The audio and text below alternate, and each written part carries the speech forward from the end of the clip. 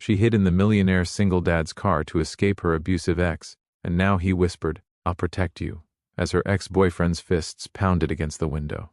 Emma's fingers dug into the leather seat, her mascara running in black rivers down her cheeks, her whole body shaking so hard she thought her bones might crack. This stranger whose expensive car she'd broken into 60 seconds ago was her only chance at survival. Through the tinted window, Marcus, the ex-boyfriend who'd spent 3 years terrorizing her and had beaten her unconscious just yesterday, stood 20 feet away in the dim parking garage. His finger pointed straight at the vehicle like a loaded gun, his mouth twisted in a scream she couldn't hear but felt in her soul. The man in the driver's seat turned the key with steady hands, his dark eyes meeting Marcus's through the windshield with an intensity that made the air crackle.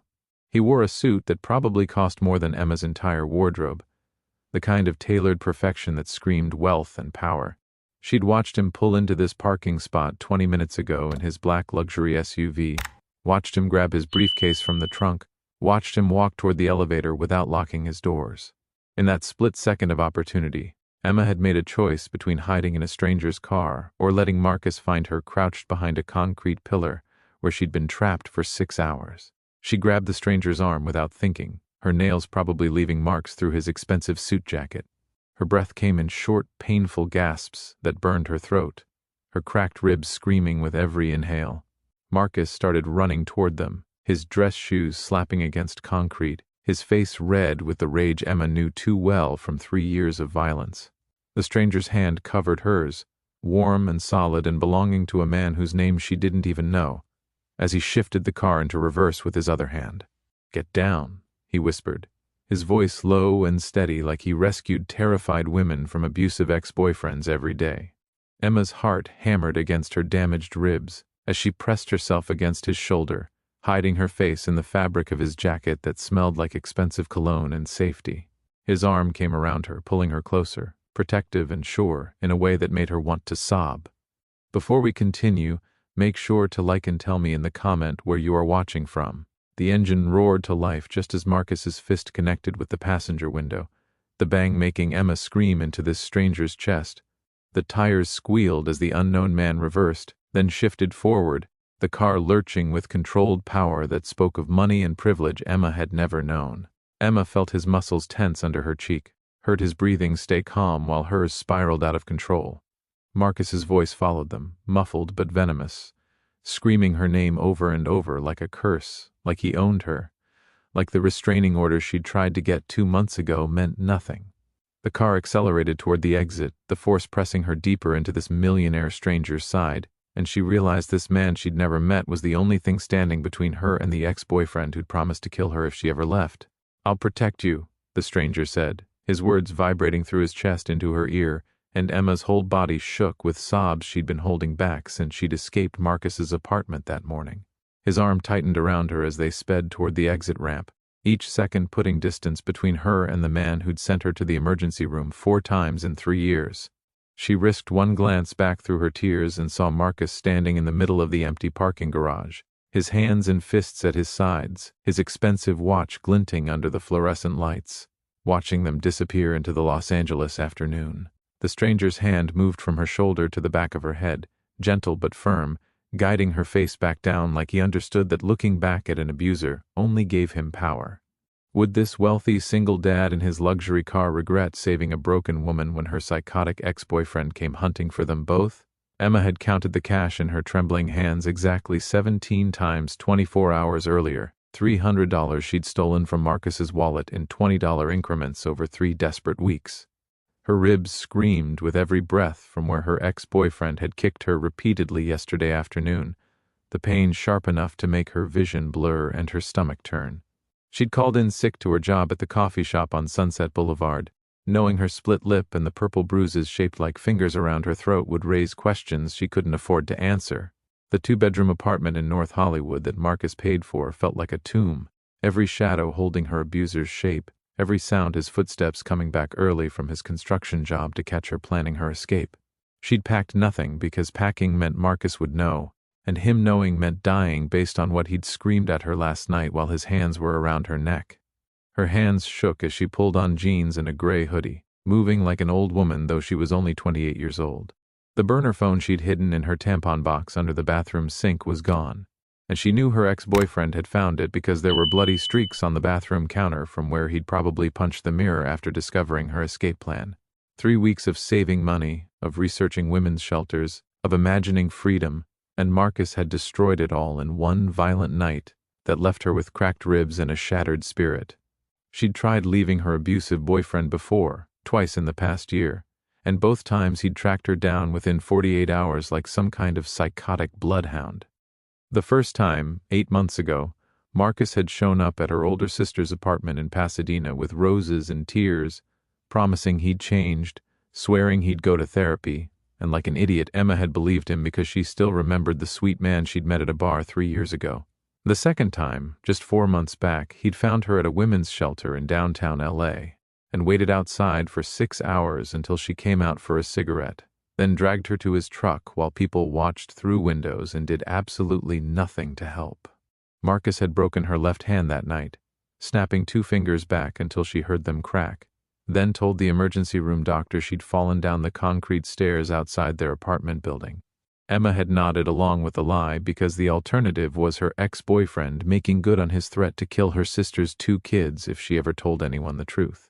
He'd shown her photos of her nephew and niece leaving school, told her he knew their schedule, described in detail what he'd do to them if Emma didn't obey. That was when she'd stopped calling her sister, stopped answering her mom's texts, let everyone think she'd just drifted away into her relationship. This morning she'd waited by the window until Marcus's red pickup truck turned the corner toward the construction site in Burbank where he worked, counted to 60 like her racing heart demanded, then ran out the door with just her purse. No suitcase, no phone charger, no extra clothes, just her beaten-up leather purse containing the stolen cash, her driver's license, her debit card with $43 in the account, and the absolute certainty that if she stayed another day in that apartment, she'd end up like the woman on the news last week. Marcus had watched that story with her. Some 25-year-old woman found stabbed 17 times in a dumpster behind a Ralph's grocery store, and her ex-boyfriend had looked Emma dead in the eyes and said, "That's what happens to ungrateful women who don't appreciate what they have." She'd hidden in the parking garage of a fancy office building in Century City for 6 freezing hours, watching Marcus circle the levels in his truck, his phone pressed to his ear, probably calling her number 200 times. Her phone was off and buried at the bottom of her purse because the moment she turned it on, her ex-boyfriend would track her location using that app he'd secretly installed 8 months ago. The cold concrete bit through her jeans as she crouched behind a thick pillar on level 3, her body going numb, her mind blank with pure animal terror. She'd watched at least 30 expensive cars come and go, watched their wealthy drivers in their business suits glance at her huddled form and look away, nobody willing to get involved in whatever drama a crying woman represented. Then the black Range Rover pulled into a spot 3 spaces away at 4:47 p.m., and the driver got out carrying a leather briefcase that probably cost more than Emma made in 6 months at the coffee shop. He was tall, over 6 feet, maybe 35 years old, with dark hair and the kind of confident posture that came from never worrying about money. The vehicle's lights blinked as he locked it with his key fob, but for just a second, just one beautiful second when he walked around to grab something from the trunk, the back door was unlocked. Emma moved without thinking, pure survival instinct overriding every logical thought, slipping into the back seat of this millionaire's luxury car and pulling a cashmere blanket over herself, her heart beating so loud she was sure the whole garage could hear it drumming against her damaged ribs. What kind of desperate fool breaks into a wealthy stranger's car and prays he'll be her savior instead of just another monster in expensive clothes? The millionaire's hand stayed perfectly steady on the steering wheel as the iron security gate to his private estate slid open with a quiet hum, the 12-foot bars looking more like a fortress entrance than a home. Emma sat up slowly in the passenger seat where he gently moved her once they were 10 minutes away from the parking garage and her ex-boyfriend, her eyes red and swollen, her breathing still coming in painful hitches. The long driveway curved through gardens that looked professionally maintained, with tall hedges blocking any view from the street outside, and Emma felt her stomach twist with a brand new kind of fear. She'd just escaped from one controlling man and might be walking straight into another trap, because what kind of millionaire just rescues a random, desperate woman from his back seat without wanting something in return? "I know what you're thinking," the stranger said, pulling his expensive Range Rover into a circular driveway in front of a massive stone mansion that looked like something from a Hollywood movie. His voice was calm and measured, nothing like Marcus's explosive unpredictability that could go from sweet to violent in 3 seconds flat. "You're wondering if I'm going to hurt you." Emma's throat closed up completely because yes, that was exactly what she was thinking. What she'd been trained to think after 3 years of her ex-boyfriend's particular brand of education that involved fists and threats and isolation. The millionaire turned off the engine and shifted in his leather seat to face her directly, his dark eyes serious but not angry. "I'm Damien Cross," he said, extending his hand across the center console like they were meeting at a business lunch, instead of after her dramatic escape from an abuser using his vehicle. He had calluses on his palm despite the $10,000 suit, and Emma stared at his hand for 3 full seconds before slowly taking it. "Emma," she whispered. Her voice scraped raw from 6 hours of crying in that parking garage. "Emma Torres." His grip was firm but brief, releasing her hand quickly like he somehow understood that touch was complicated and terrifying for her right now. The front door of the mansion opened, and a little girl with dark curly hair bouncing around her shoulders came running out onto the steps. "Daddy!" the child yelled, her voice high and excited, and Emma's breath caught because this millionaire stranger was a father. The girl stopped short when she saw Emma through the windshield, her small face scrunching up in confusion. She couldn't have been more than 6 or 7 years old, wearing a pink dress with fresh grass stains on the knees and light-up sneakers. Damien Cross, this wealthy single dad whose car Emma had broken into, got out and knelt down to his daughter's level, his whole demeanor softening in a way that made Emma's chest physically ache. She watched through the window as he spoke quietly to the little girl, watched the child's brown eyes widen and dart back to Emma with curiosity instead of the fear or disgust Emma expected. Damien opened Emma's door himself with careful movements, gesturing for her to follow him toward his daughter. "Emma, this is my daughter Sophie. Sophie, this is Miss Emma. She's going to be staying with us for a while because she needs help." The millionaire single dad's words were simple and honest in a way Emma hadn't heard from a man in 3 years. The little girl tilted her head, studying Emma with the brutal honesty only children possess. "Why is your face all red and puffy? And why do you have a boo-boo on your lip?" Sophie asked, pointing at Emma's split lip. "Sophie, that's not polite," Damien said gently but firmly, then looked at Emma with what seemed like genuine concern. "The guest house is around back. Completely private, fully furnished, your own space. You can stay as long as you need to feel safe." Emma followed this wealthy stranger and his innocent daughter through a side gate, her cracked ribs protesting every step on the brick pathway, and saw a small cottage nestled behind the main mansion. It had its own entrance, its own front porch with flowering plants in expensive pots, its own everything like a tiny separate world. "I made my money in tech security," Damien explained, unlocking the cottage door with a key he then handed to Emma. "So I have cameras monitoring every inch of this property, 24 hours a day. An alarm system you can control from inside. If anyone tries to get onto this estate who shouldn't be here, my security team will know within 30 seconds and respond immediately." He showed her the panic button, installed by the bed, another one in the bathroom, explained the deadbolts and the reinforced door and the safe room built into the walk-in closet. Could Emma really trust this millionaire single dad with his designer suit and concerned eyes and adorable daughter? Or was she just trading her abusive ex-boyfriend Marcus for another wealthy, controlling man who'd trap her in a different kind of prison? Emma checked the cottage locks for the 9th time at 1 in the morning, her fingers fumbling with the deadbolt until her knuckles went white and started to ache. The guest house this millionaire stranger had given her was beautiful, all soft cream colors and expensive furniture that probably cost more than everything Emma had ever owned combined. But it still felt like a cage anyway because every space had felt like a cage since Marcus first hit her 2 years ago. She'd tried lying down on the king-sized bed with its 1,000 thread-count sheets, but her body absolutely refused to relax, every muscle locked tight and screaming, waiting for her ex-boyfriend to somehow kick down the reinforced door. The panic attacks had started 18 months into her relationship with Marcus, and now they came like clockwork, her chest tightening until she couldn't breathe, her vision tunneling to a pinpoint, her mind screaming that she was dying even though the rational part of her brain knew she wasn't. She couldn't stay inside the cottage anymore, couldn't stand the silence that let her thoughts get too loud and too dark. The main mansion glowed with warm light from one window on the second floor, and Emma found herself walking toward it across the perfectly manicured lawn before she'd made a conscious decision to move. Her bare feet whispered across grass that felt like carpet, the cool Los Angeles night air raising goosebumps on her arms through her thin hoodie.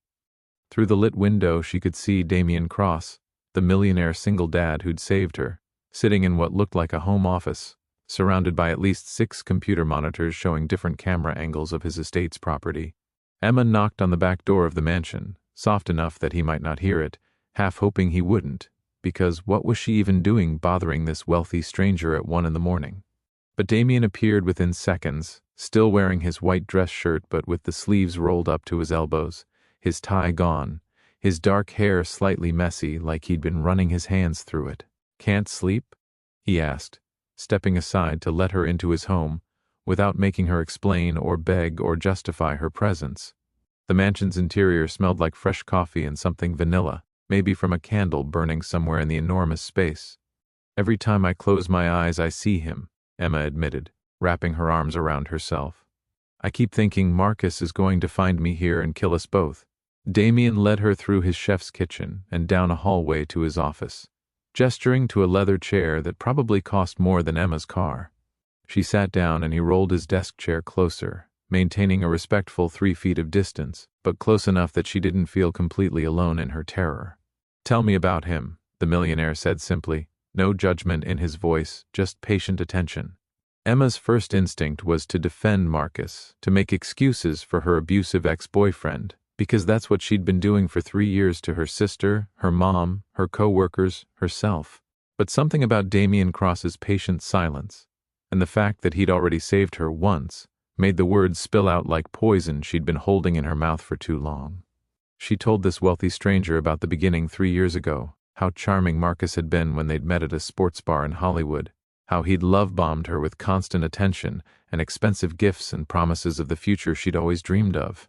How the first time her boyfriend had grabbed her arm too tight, leaving finger-shaped bruises she'd covered with long sleeves, he'd cried real tears and apologized and sworn on his dead mother's grave it would never happen again. How it happened again exactly 2 weeks later, and then again, and again, and again, until Emma couldn't remember what it felt like to not be afraid of the man who claimed to love her more than life itself. She told Damien about the isolation, how Marcus had systematically cut her off from every friend by showing up at girls' nights and causing scenes, from every family member by convincing Emma her sister was jealous and her mom was controlling, until her abusive boyfriend was her whole entire world. "Why didn't you leave sooner?" Damien asked, then immediately shook his head. "I'm sorry. That was insensitive," and Emma held up her hand to stop the millionaire's apology. "It's what everyone asks. It's what I ask myself every single day for 2 years."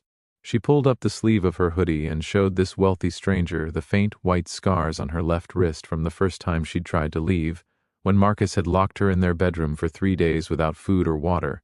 "I tried leaving my ex-boyfriend. Twice. Both times he found me within 2 days. Both times the violence got 10 times worse as punishment. The second time he broke my hand in 4 places and told the hospital staff I'd fallen down the concrete stairs outside our apartment building." Her voice cracked on the last word, tears burning her eyes again. Would this millionaire single dad who'd shown her nothing but kindness look at Emma differently now? See her as weak and pathetic and damaged, as the worthless, broken thing her abusive ex-boyfriend Marcus had always screamed she was? Marcus's voice exploded through Damien Cross's office phone 2 days later at exactly 9 a.m, making Emma jump so violently she spilled hot coffee down the front of her borrowed shirt. "I know she's there, you rich piece of trash. That's my fiancée you're harboring, you kidnapping bastard." Emma's abusive ex-boyfriend's words hit her like physical blows, even through the phone speaker. Damien's face remained completely calm as he calmly pulled out his own iPhone to record the call, his movements precise and controlled.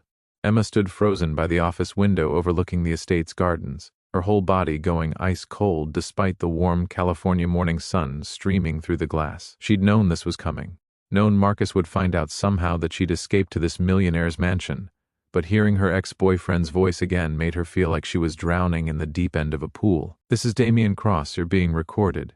If you call this number again, I'll have you arrested for harassment, and I have the lawyers and money to make that happen immediately."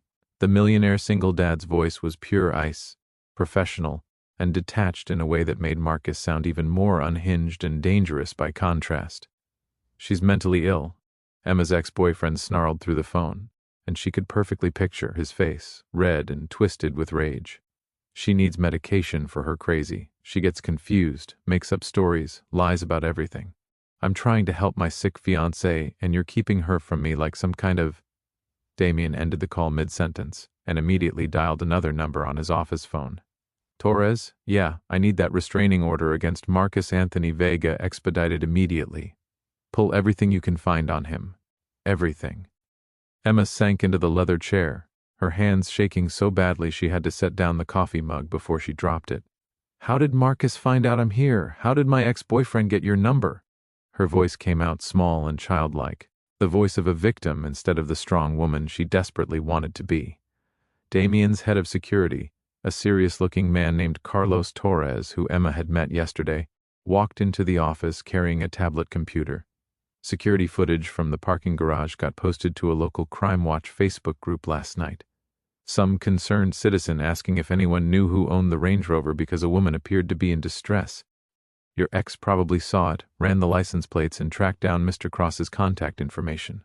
Carlos showed them the post on his tablet, and Emma felt physically sick seeing herself in Damien's car, her face barely visible but her body language screaming terrified victim. Marcus called Damien's office line 17 more times in the next hour, each voicemail message more threatening than the last one. "I'll destroy you and your little tech company.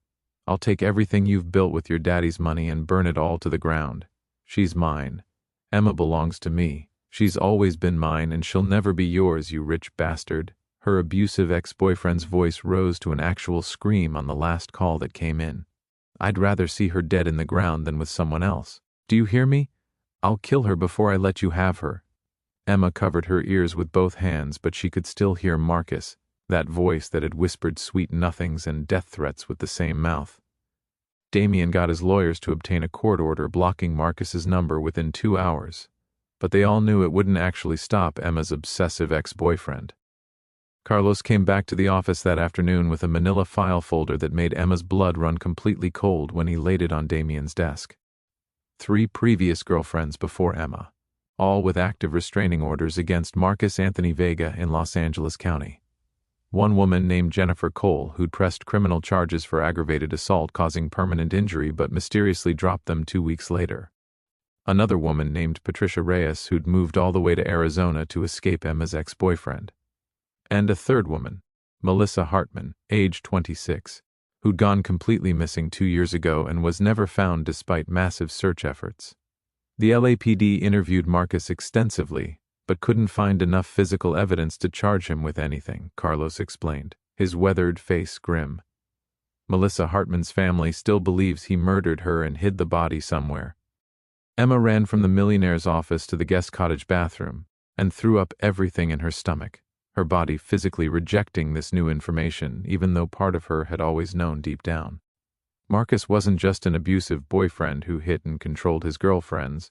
He was very likely an actual murderer who'd killed before, and Emma had been sleeping next to him for 3 years.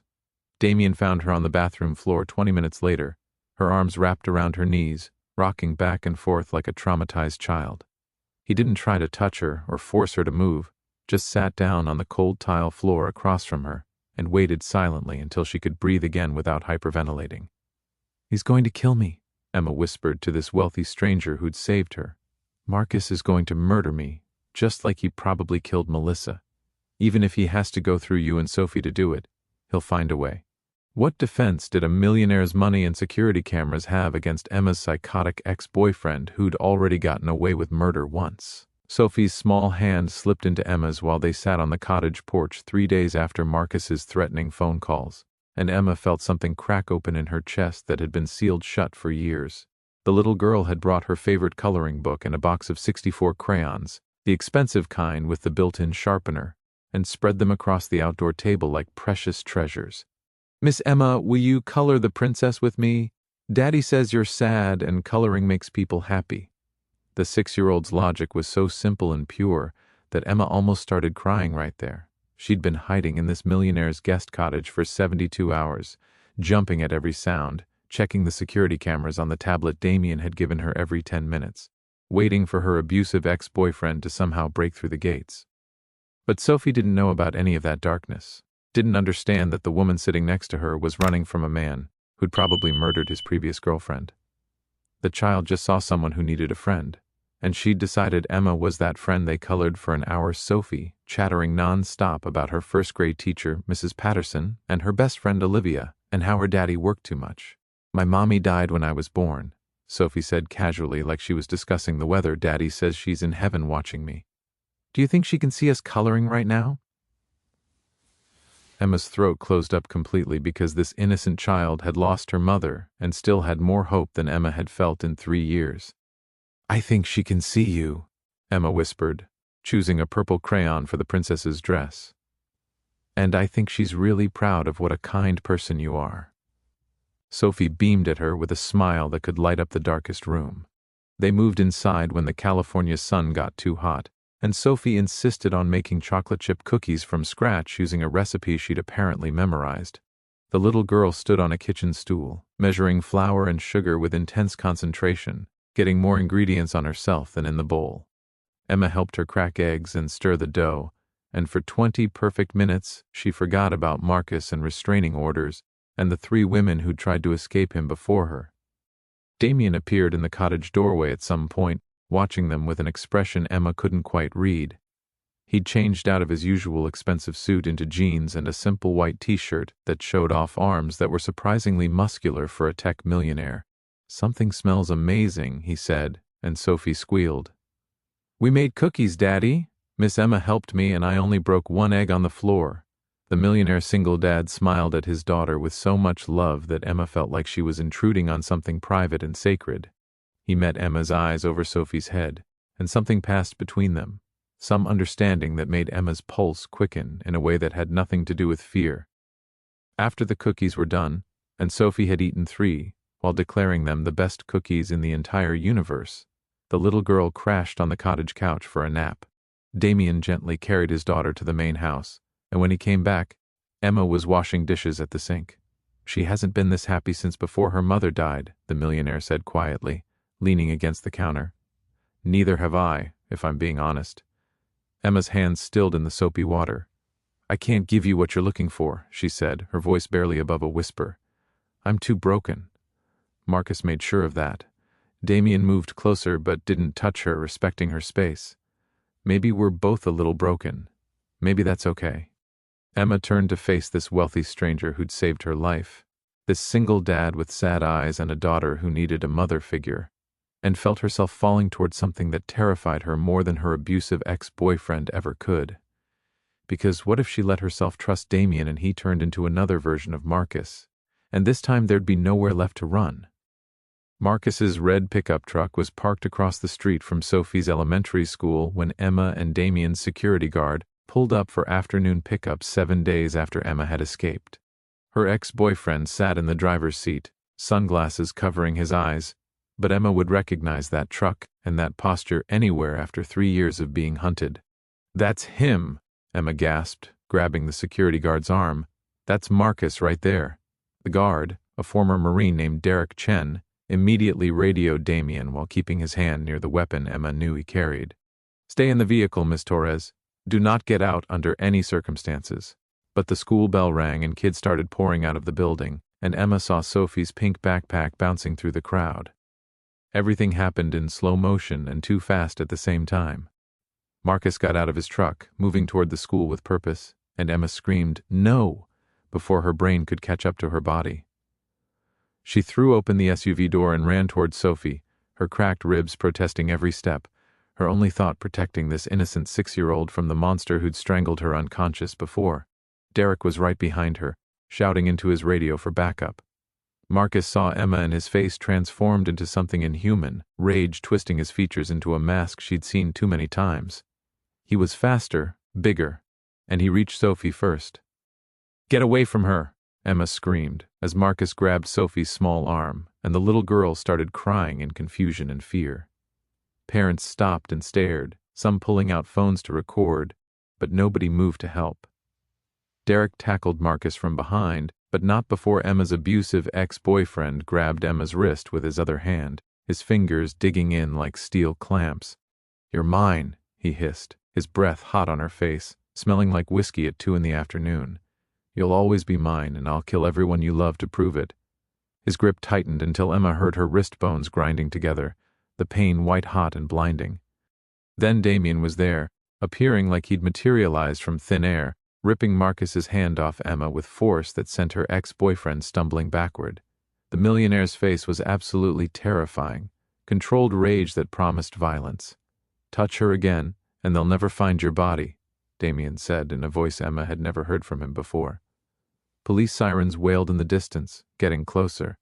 Marcus spat blood from where Derek had hit him, and smiled at Emma with teeth stained red. "This isn't over.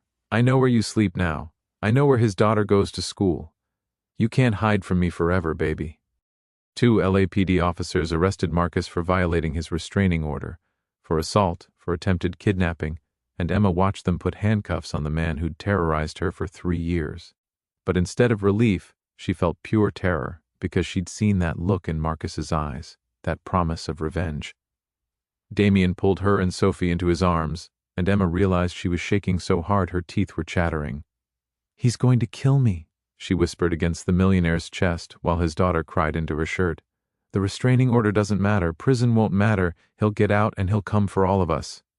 Damien's arms tightened around both of them, but he didn't lie and say everything would be okay, because they both knew it wouldn't be. That night, after Sophie finally fell asleep in Emma's guest cottage bed because the child refused to be separated from her, Emma had a full-scale panic attack that left her gasping for air on the bathroom floor. Damien found her there at midnight, her arms wrapped around her knees, rocking back and forth. He sat down across from her without a word and just waited, his presence steady and calm while Emma's whole world fell apart. "I can't do this," she sobbed. "I can't put you and Sophie in danger. I should leave. I should disappear somewhere. Marcus can't find me." The millionaire reached out slowly, giving her time to pull away, and took her hand. "Running won't stop him. We both know that now. What kind of future could Emma possibly have with this wealthy single dad and his innocent daughter when her psychotic ex-boyfriend had just proven he'd stop at nothing to destroy everyone she cared about?" Emma's lips met Damien's in his office at 2 in the morning, 14 days after Marcus's arrest, and it felt like jumping off a cliff with no idea if there was water at the bottom. The millionaire had been working late again, reviewing security footage and legal documents from the district attorney's office about Marcus's upcoming trial. Emma had come to the main house because sleep was impossible, because every time she closed her eyes she saw her ex-boyfriend's hands reaching for Sophie. Damien had looked up from his computer with exhausted eyes, and something in Emma just broke open. She'd crossed the room without thinking, without planning, and kissed this man who'd saved her life like she was drowning and he was oxygen. "Emma," Damien whispered against her mouth, his hands coming up to cup her face with a gentleness that made her want to cry. "Are you sure? Because I don't want you to do this out of gratitude or fear or—" She kissed him harder, cutting off his noble words, because yes, she was terrified, and yes, this was probably a mistake, but she needed to feel something other than Marcus's hands on her skin. Damien responded with controlled passion, never pushing, never demanding, just following her lead. They moved to the leather couch in his office, and for the first time in 3 years, Emma chose to be touched by a man. It was nothing like it had been with Marcus, where intimacy was another form of control and punishment. Damien kept asking if she was okay, kept checking her face for signs of panic or fear, stopped completely when she flinched at a certain touch. "I'm sorry," Emma gasped, feeling stupid and broken. "I thought I could do this, but—" The millionaire immediately moved away, giving her space. "Don't apologize. We move at your pace, always." He pulled a blanket around her shoulders, and that simple act of care made Emma cry harder than she'd cried in the parking garage. She told him everything then, every horrible detail of what intimacy with her abusive ex-boyfriend had been like, the violence and degradation that Marcus had called love. Damien listened without judgment, his hand holding hers, and when she finished he said something that changed everything. "My sister went through this. Her ex-husband used to—" His voice cracked. "I didn't see it happening. I was too focused on building my company, making my first million, proving myself. By the time she finally told me, he'd broken her in ways I still don't fully understand. The millionaire looked at Emma with eyes full of old pain and new determination. She survived, but she never trusted anyone again. She won't date, won't let anyone close. I watched her become a ghost of who she used to be, and I swore if I ever had the chance to help someone escape that hell, I wouldn't fail them like I failed her. Is that why you saved me? Emma asked, needing to know if this was real or just him working through his guilt. Did you see me as a second chance to fix your mistake? Damien met her eyes directly, his gaze intense. At first, maybe, but Emma, you're not my sister, and this isn't about guilt anymore. What I feel for you is... He stopped, shook his head. It's too soon. You're not ready to hear it, and maybe I'm not ready to say it. Emma's heart pounded against her damaged ribs because she knew what he meant. Felt it too, this impossible connection forming between two broken people. They fell asleep on his office couch, Emma wrapped in Damien's arms, and for the first time since she'd escaped Marcus, she didn't have nightmares. She woke up at dawn to find the millionaire watching her with an expression that was equal parts protective and terrified. Marcus's trial starts in 3 days, he said quietly. The DA thinks with the evidence from his previous girlfriends and Melissa Hartman's disappearance, they can get him 25 years minimum. Emma should have felt relieved, but all she felt was cold dread settling in her stomach, because 3 days wasn't enough time to prepare for facing her abusive ex-boyfriend in court and reliving every moment of the 3 years he'd stolen from her. Could Emma really stand up in front of a judge and jury and tell the truth about Marcus without falling apart completely, especially knowing he'd be sitting right there watching her with those eyes that promised she'd pay for her betrayal? The courtroom felt like a cage closing in on Emma as she walked to the witness stand 4 weeks later, her legs shaking so badly that Damien's security guard Derek had to steady her elbow.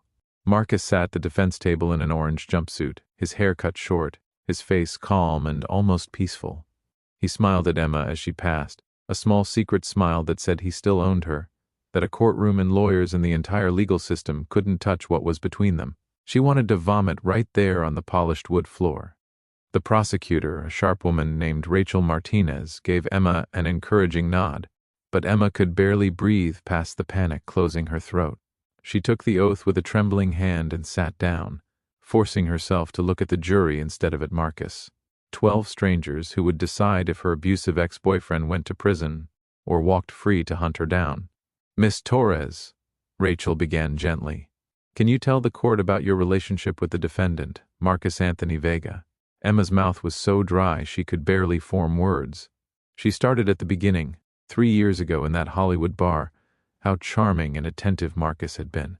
The jury leaned forward as Emma described the gradual changes, the isolation from friends and family, the first time he'd grabbed her arm hard enough to bruise. He told me I was lucky anyone would love someone as worthless as me, Emma said, her voice getting stronger with each word. He said if I ever left, he'd kill my family.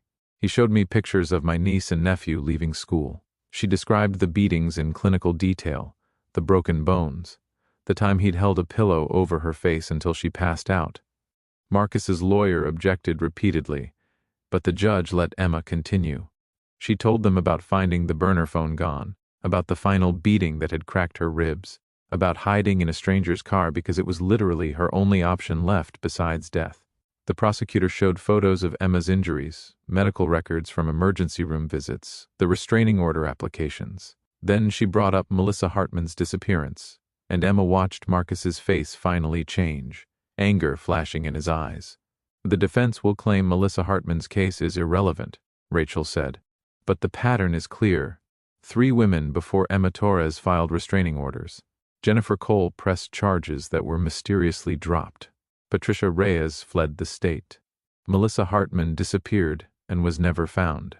Emma Torres is the first woman to survive Marcus Vega and be willing to testify fully. Marcus's lawyer tried to destroy Emma on cross-examination, suggesting she was lying for attention, that her relationship with millionaire Damien Cross proved she was just a gold digger who'd used the abuse story to trade up. Emma felt herself starting to crack under the verbal assault, felt the familiar shame creeping in. Then she looked at the gallery and saw Damien sitting next to his sister, a woman Emma had met 2 weeks ago who bore the same emotional scars. Sophie sat between them, too young to be in court but refusing to leave Emma alone. That little girl who'd taught her to hope again gave Emma a small wave. No, Emma said clearly, cutting off the defense attorney mid-question. "I'm not lying. Every word I've said is true. Marcus Vega beat me, controlled me, threatened to kill my family, and I'm only alive because a stranger showed me more kindness in 5 seconds than my ex-boyfriend showed me in 3 years." The courtroom went silent. Marcus stood up suddenly, his face purple with rage, and lunged toward the witness stand before bailiffs tackled him. "You're mine," he screamed as they dragged him out. "You'll always be mine, Emma. I'll find you. I'll kill you and that rich bastard and his daughter. Do you hear me? You're dead." The jury deliberated for 3 hours and found Marcus guilty on all counts, including attempted murder, aggravated assault, kidnapping and violation of restraining orders, and the judge sentenced him to 30 years in state prison with no possibility of parole for 15.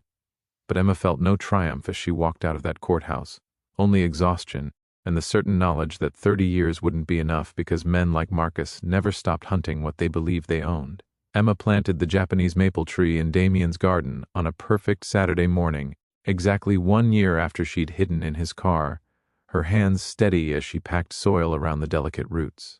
Sophie danced around them in a yellow sundress, chattering about the time capsule they were going to bury beneath the tree.